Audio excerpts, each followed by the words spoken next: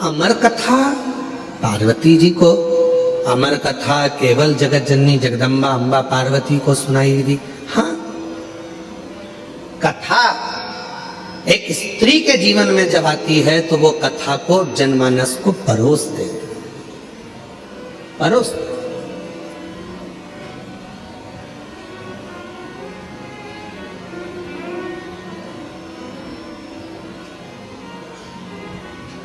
दुनिया में केवल एक स्त्री ही ऐसी है, महिला, एक नारी ही ऐसी है, जब सब खा लेते हैं तब आखिरी में वो खाने बैठती है, भोजन करने बैठती है।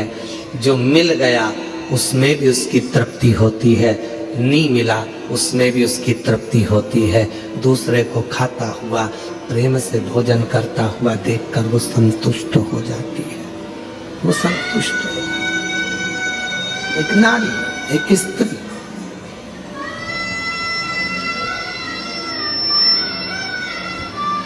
कल कथा चल रही थी भगवान देवादिदेव महादेव के मंथन की, और मेरे भोले बाबा ने कंठ में विष को रख लिया था और मां पार्वती जी ने उसको रोक लिया था अंदर उतरने से पहले।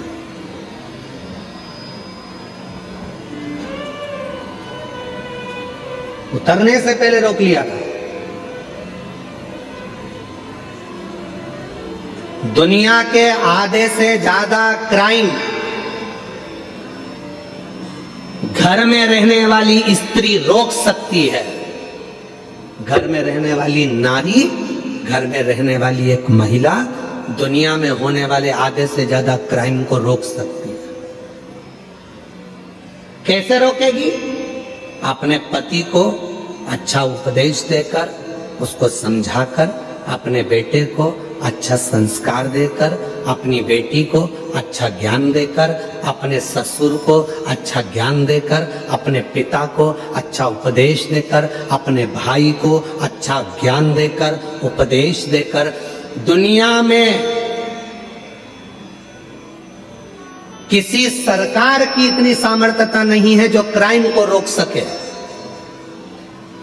क्राइम को केवल एक रोक सकती है, वो घर की केवल नारी होती है जो अच्छे संस्कारों से इन क्राइम को रोक सके। एक कथा बचपन में पढ़ने को मिली थी, शायद हमें उम्मीद है कि आपने छत्तीसगढ़ वासियों ने भी इस कथा को जरूर पढ़ा होगा। हमने पढ़ा है अपने बचपन में, तो तुमने भी पढ़ा होगा। कथा सुनने को मिली थी, पढ़ने को मिली थी। एक छोटा सा बच्चा स्कूल में जाता है पढ़ने के लिए, उसको एक पेंसिल मिल जाती है। वो अपनी मम्मी को आकर बताता है, माँ मुझे ये पेन मिला है। माँ ने कुछ नहीं कहा। बच्चा दूसरे दिन स्कूल गया, कंपास चुरा कर ले आया। पेन का जो बॉक्स होता है बच्चा वो चुरा कर लेकर आ गया। माँ से कहा, माँ मैं आज बॉक्स लेकर आया हूँ। माँ ने कुछ नहीं कहा। थोड़े दिन बाद बच्चा एक किताब चुरा कर ले आया, माँ ने कुछ नहीं कहा। फिर बच्चा कॉपी चुरा कर लाया, माँ ने कुछ नहीं कहा। वो बच्चा धीरे धीरे धीरे धीरे धीरे धीरे एक नामी चोर बन गया।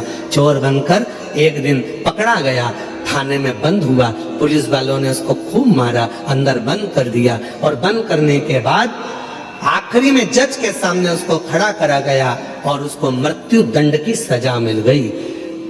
मृत्यु दंड की जब सजा मिली तो उससे पूछा गया, तेरी अंतिम इच्छा क्या है? उसने कहा, मैं अपनी माँ के कानों में कुछ कहना चाहता हूँ, बस अंतिम इच्छा मेरी ये है। उसकी माता को बुलाया गया। उसके मरने के पहले जब माँ आई, उसकी माँ के कानों के अंदर उसने कुछ कहना चाहा। जाओ, तुम्हारा बेटा तुम्हारे कानों में कुछ कहना चाहता है।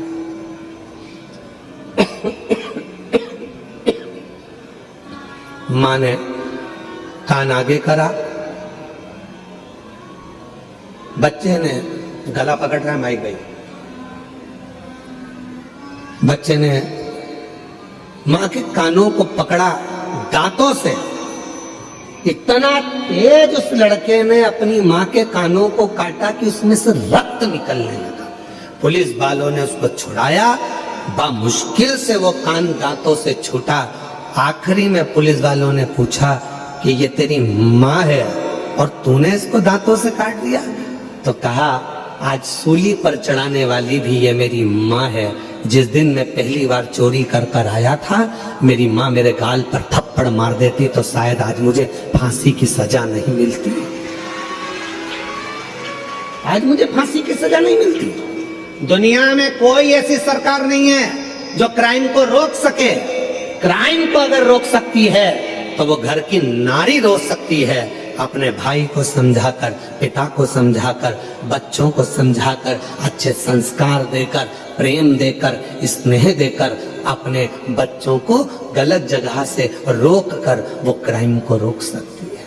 केवल एक स्त्री, केवल एक नारी।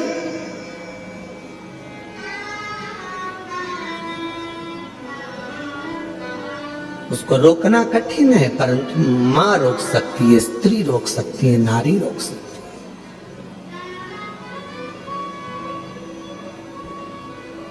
कितना विचित्र प्रसंग है। विनायक का सिर किसने काटा था? जम के बोलो जरा। गणेश जी का सिर किसने काटा था? शंकर भगवान। किसका सिर लगाया फिर बाद में? हाथी का।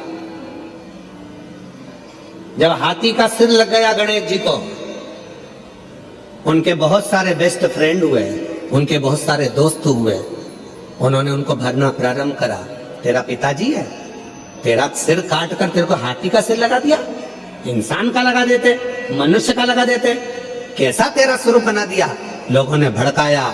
गणेश जी गुस्से में लाल होकर अपनी माता के पास गए। माँ, मेरे पिताजी ने मेरा सिर काट दिया, मेरे पिताजी ने मेरे साथ ऐसा किया, हाथी का मुख लगा दिया। कितना विद्रोह भरा था गणेश जी के अंदर कि तेरे पिताजी ने तेरा सिर काटा, हाथी का सिर लगा दिया। फिर माँ ने समझाया, बेटा तेरे पिताजी साधारण नहीं है, उनने बहुत सोचा होगा, उनको मालूम है कि दुनिया में सब कुछ हो सकता है पर कोई लंबोदर नहीं हो सकता है, इसलिए तुझे लंबोदर बना दिया। माँ ने समझाया। फिर दूसरी बार बारी आई। कार्तिकेय को बैठने के लिए मोर मिल गया, शिव जी को बैठने के लिए नंदी मिल गए, माँ जगत जननी को बैठने के लिए शेर मिल गया। सारे देवी देवता अच्छे वाहन पर बैठ गए। आखिरी में गणेश जी को छोटा सा चूहा दे दिया। फिर दोस्तों ने भर दिया। माँ, पिताजी को तो देखो, मेरे लिए चूहा दिया, दिख रहा था मेरा इतना बड़ा शरीर है, बैठने के लिए कोई अच्छा वाहन देना था, इतना छोटा सा चूहा दे दिया। माँ ने समझाया बेटे को। बेटे के अंदर विद्रोह उत्पन्न हो रहा था। माँ ने कहा, बेटा तेरे पिताजी समझदार हैं, उन्होंने चूहा इसलिए दिया, बड़े बड़े गाड़ियां ट्रैफिक में फंस सकती है पर मोटरसाइकिल और साइकिल कहीं से भी निकल सकती है, इसलिए तुझे छोटा वाहन दिया गया, छोटा वाहन दिया। गणेश जी खुश हो गए। माँ ने समझा दिया, नहीं तो विद्रोह तो कब का चालू हो जाता। फिर आया बारी। अब की बारी आई कि पृथ्वी की परिक्रमा कर कराना है। माँ, सबने कहा तेरे पिताजी को मालूम था कि तेरे पास चलने के लिए कुछ नहीं था, छोटा सा चूहा कितने दिन में पृथ्वी की परिक्रमा करेगा। पिताजी को मालूम था कार्तिकेय जीतेगा, उसको प्रथम गिनती में ला दूंगा। पर गणेश जी, तेरे पिताजी ने तेरे साथ चाल चल। गणेश जी को विद्रोह आया। माँ के पास गया। माँ देखो, पिताजी ने ये कोई बात बोलना चाहिए कि पृथ्वी की परिक्रमा जो करेगा पहले वो प्रथम गिनती में आएगा। अब तो मेरे पास तो इतना छोटा सा चूहा धीरे धीरे चलेगा, कब तक पृथ्वी की परिक्रमा करेगा। माँ ने समझाया, बेटा तेरे पिताजी हैं, वो जानते हैं कि तू इतने बड़े चूहे पर बैठकर पूरी पृथ्वी की परिक्रमा नहीं कर सकता, इसलिए तेरे पिताजी ने मेरे कानों में कह दिया था कि एक काम कर, गणेश जी को बोल देना पूरी पृथ्वी की परिक्रमा ना करे तो माता पिता की परिक्रमा कर लेना, फल प्राप्त हो जाए। जब जब व्यक्ति के दिल में विद्रोह उत्पन्न होता है, जब जब व्यक्ति गलत सोचता है, गलत विचार लाता है, अगर घर की स्त्री, घर की नारी, घर की महिला, घर की माँ, घर की बेटी, घर की बहन, घर की भाभी, घर की बुआ, घर की चाची, घर की काकी, घर की मामी, घर की स्त्री जब उसको समझाती है तो कोई पुरुष कोई गलत काम करने के लिए जा नहीं सकता। विद्रोह कब उत्पन्न होता है? जब घर की नारी उसको भर दे। देख लो, तुम्हारे भाई को देख लो, तुम्हारे मामा को देख लो, जब अंदर इतनी ईर्ष्या भर दी जाती है कि पुरुष फिर क्राइम करने को आगे बढ़ जाता है और तलवार लेकर चक्कू लेकर दौड़ पड़ता है। 10 मिनट का क्रोध, उस व्यक्ति ने चक्कू मारा, 10 मिनट का क्रोध आया और मालूम पड़ा वो 10 मिनट का क्रोध उसकी 10 साल की जिंदगी को बर्बाद कर दिया। 10 साल की। किसी की सामर्थ्यता नहीं जो क्राइम को रोक दे। क्राइम को केवल एक घर की मां, घर की स्त्री, घर की नारी रोक सकती। अच्छे संस्कारों से, अच्छे विचारों से, अच्छी सोच से।